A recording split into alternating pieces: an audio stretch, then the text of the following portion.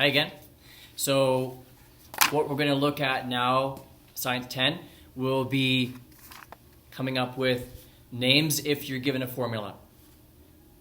What I'm talking about specifically here are what I call ionic compounds. These are compounds, chemical compounds, that are made out of ions. Remember that an ion is an electrically charged particle. What I really should have said in the first lesson is that it's an electrically charged particle rather than just a single atom. Many ions are atoms, but you can also have ions that are made out of more than one atom. We're going to get into that a little bit later on in this period, in this lesson I'm giving.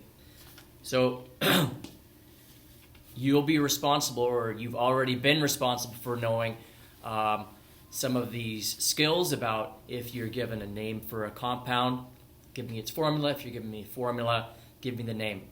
Ionic compounds are a good way to start with naming, with what's called nomenclature, because the rules are pretty straightforward and pretty solid. So it's a good way to start when you're learning chemistry. Here on the third page of your notes package, this is still 0.2, like I say, we're given a number of chemical formulae, and we need to come up with the names. Here is where you need to be using your periodic table. I think I have one at the back.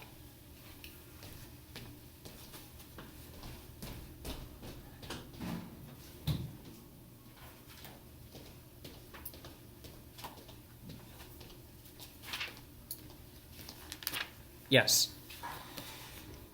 Page 172 of your textbook has the periodic table.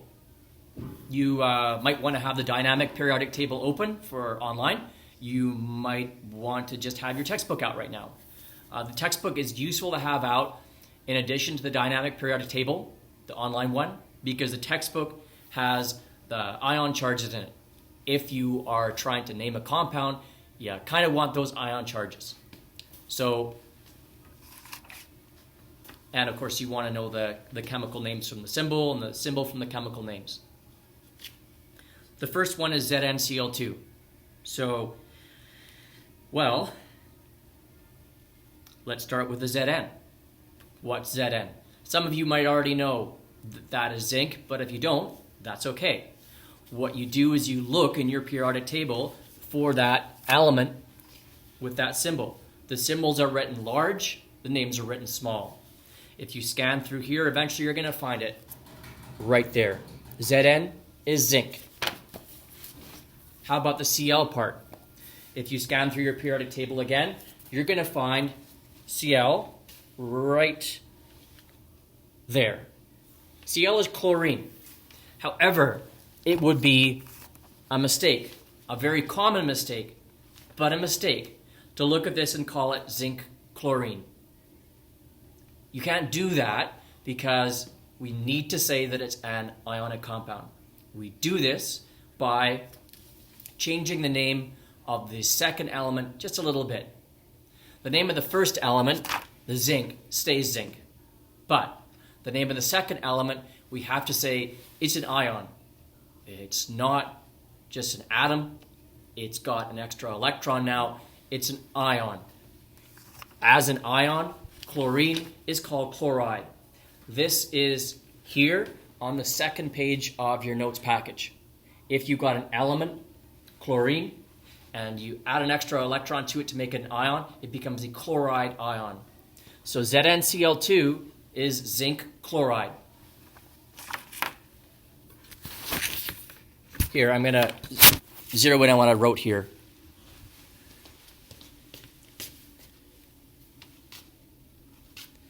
There is that. These are answers for your notes package, not an assignment, but practice. There is that. And there is this right here. And we'll get to it shortly.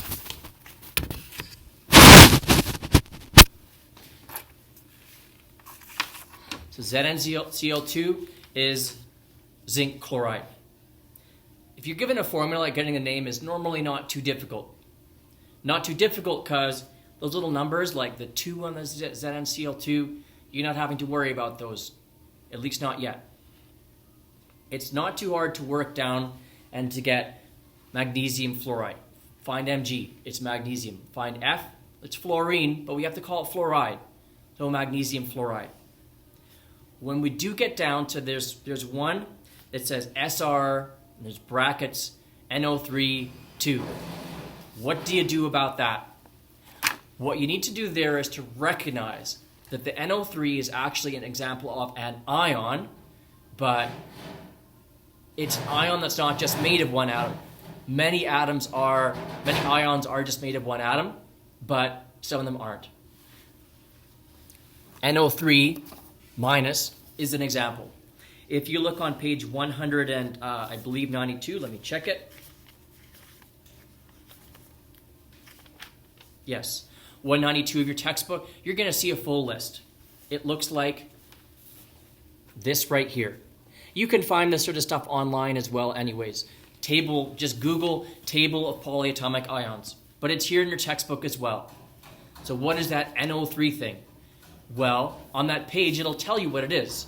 It'll tell you that NO3 is an ion, that it's actually got a -1 charge, so we should say NO3 minus for its symbol, and its name is nitrate. So, how about the SR? That's easy. Look in the periodic table, and you'll see SR is the element strontium. The first part of the name is easy, strontium. The second part of the name actually is kind of easy too. It's just nitrate. You don't have to change the name, the nitrate, to get that it's an ion, because we already know it's an ion. Nitrate is an ion. So strontium nitrate is actually not too hard to come up with as a name for an ion. Question then gets to be, what do you do down here? Page 3 of the notes. How do we get those names from the formula? That's a little bit trickier. It's a bit trickier because we need to use Roman numerals. We need to use Roman numerals because iron, manganese, copper, a lot of what are called transition metals here in the middle of the periodic table, they are multivalent. They got more than one possible charge. And so when you're giving the name of the compound, you need to be specific about it. You need to tell your reader what the charge is on it. Is it an iron with a 3 charge or an iron with a 2 charge? Is it a copper with a 1 charge or a copper with a 2 charge? You'll see all the possible charges in your periodic table, but here, the tricky part is you need to be able to identify what your charge was in the first place. That is more difficult. Let's look at the first one. The first one is Fe2SO43. Oh, there's a lot of stuff going on there. I'd like you to notice this. Inside the brackets there, the SO4, it says, that's a polyatomic ion. SO4 is sulfate. Page 192 will tell you that. Fe, periodic table will tell you that's iron. But you can't just call this iron sulfate. That would be a mistake because you're not giving enough information. You have to say, what's the charge? Here's how you do it. You use the charge on the sulfate. Page 192 of your textbook will tell you that sulfate has a -2 charge. And we've got 3 of them. Well, if we have 3 of them, our overall charge must be 3 times -2 is -6. That's the negative part of the charge in the formula. 3, that's from the subscript on the whole formula, times -2 gives us a -6 charge. We got to balance that with a +6, because that's the rule with ionic compounds, is the charges must always balance. Now, how do you do that? What charge do we get to say is on the iron? Well, that -6 has to be spread out between just 2 irons. We need a +6 charge to balance with a -6, and it's divided into just 2 irons. Well, the +6 is the charge we need. We divide it by 2, and we get 3. 6 divided by 2 is 3. So this isn't just iron sulfate, it's iron 3 sulfate. The 3 tells us the charge. The charge is plus 3. So that's why it is written like this over here. You'll also notice right below that, I have FeSO4. In some ways, that's a little bit easier. SO4 is still sulfate. Sulfate always has a -2 charge. We've only got one iron. We've only got one sulfate. So our negatives are -2. That's going to be balanced by a +2. And there's only one iron atom to do that. So it must be iron 2. So the first one is iron 3 sulfate. The second one is iron 2 sulfate. The ones that come after that, I chose them on purpose to really show that concept about how we have different charges on the element, in this case on the metal. So we've got manganese. How do I know? How would you know? You would look for it in the periodic table, and you would find it here in the top row, element number 25, manganese. It's another typical transition metal. It's really interesting because it can have all kinds of different charges. You can strip 2 electrons from it, and it's chemically stable, or 3, and it's chemically stable, or 4, and it's chemically stable. Here we've got 3 of those examples. Notice this. It's always being combined with NO3. You know from your table of polyatomic ions that NO3 minus is nitrate. It's always going to have a -1 charge. In the first row, we see we've got 2 of those. We have to balance that with that's going to give us -2. 2 of the -1s gives us -2. It has to balance with a +2. And we've got 1 manganese ion to do it. So that's manganese 2 nitrate. For the next row, MnNO3, we've got 3 of the nitrates, each one with a -1, so 3 times -1, balanced out by a +3, and that's just into 1 manganese ion, so this is manganese 3 nitrate, and you can probably imagine the next one is manganese 4 nitrate. 3 different compounds made from the manganese ion and the nitrate ion. They're 3 different chemical compounds because the manganese has different electric charges. So that is giving a name if you are given a formula. The next question is, what do you do if you're given a formula, if you're given a name and you need to say what the formula is? You're going in the opposite direction. I should mention just now that the directions for this are all here. Also, a reminder, please do check out the channel Tyler DeWitt.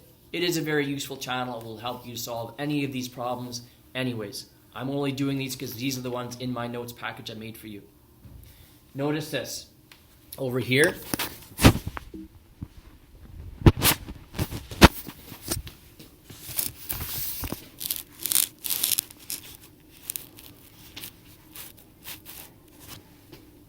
good.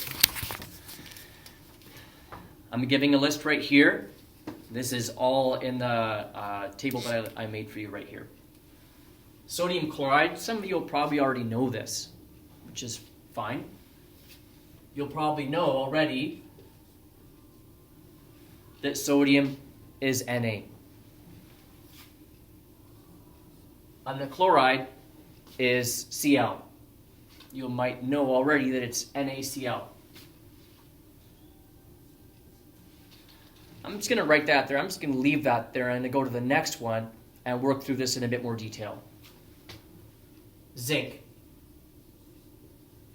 I just told you that it's 2+.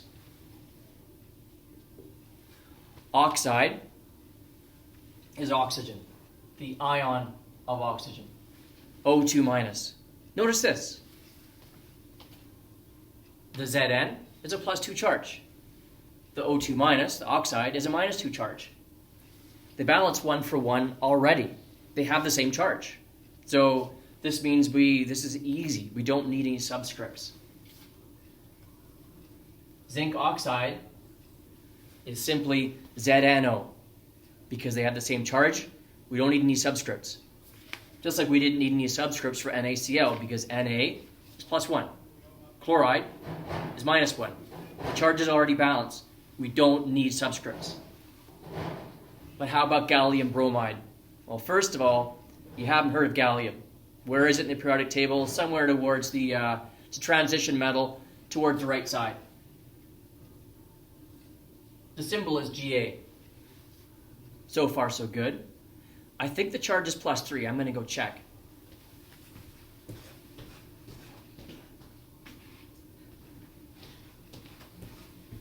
Yeah, it's +3. How about bromide? Some of you will remember that bromine is a halogen. You might also remember that all halogens, when they're ions, have got a -1 charge. If I just called this GABR, I'd be making a mistake because the charge wouldn't balance. This is a +3 here. We've only got a -1 from each of the bromides. So we need 3 of them, don't we? We need 3 of them because the 3 of them, here, here, here, each of them has got a -1 charge. They add up to give you a -3. Your single gallium gives you a +3. Now the charge is balanced. We needed to use 3 bromides to balance out with the 1 gallium ion. How do you express that as a formula? Well,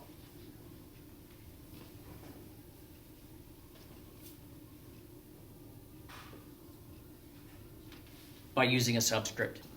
We're just doing the reverse of what we did before. We have 3 bromides balancing out with the 1 gallium. GABR3 is the formula for that. Again, if you had a magic camera and you could see small enough, in a crystal of gallium bromide, you would see 3 bromide ions for every single gallium ion. That's fairly straightforward once you get used to it. Now, how about these right here? We're working with Roman numerals again. In fact, in some ways, these are easier because you don't need to know you don't need to know the charges. The charges are already given to you. The charges are the Roman numerals here. Gold 1 is Au with a plus. I guess you needed to know that fluoride was a -1 charge. And in fact, this is not too bad, is it? Because the +1 on the gold balances perfectly with the -1 on the fluoride. The formula for gold 1 fluoride is AuF. How about iron 2 iodide? Again, it's a bonus. You're given the charge on the iron already. You're being told that it's a +2 charge. That Roman numeral 2 is how you know that. Fe2+. Iodide, well, iodide is another halogen. They always have a -1 charge. Now, it would be a mistake, again, to just call this FeI, because we need 2 of the iodides to balance out with the +2 you get from the iron.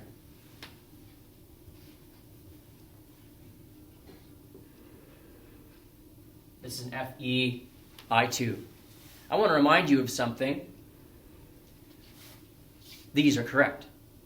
Some people will often think, well, I'm going to make it more correct. I'm going to make my answer better. I'm going to also say what the charges are.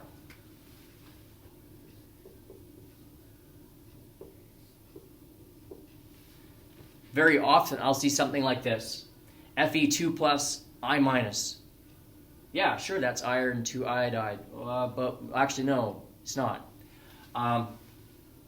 You don't need to include the charges in the formula. To do that is a mistake. All you need in the formula is subscripts to tell you how many there are of each of the ions. That's the rule you need to be following. Palladium 4 sulfide is PdS2. You use the same kind of rules here as you would then use if you had another problem like using like needing to have a polyatomic ions. I'm gonna scan down right here at the bottom of that group of them. We have tantalum phosphate. Periodic table tells us tantalum is a +5 charge. I'm going to write the answer out here.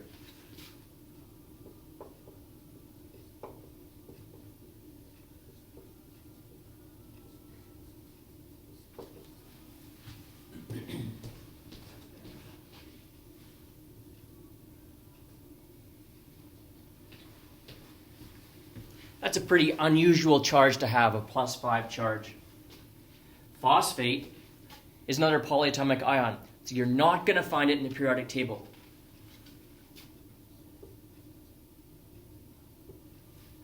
You will find it on page 192. Phosphate is 1 phosphorus atom with 4 oxygen atoms around it. The overall charge to it is -3.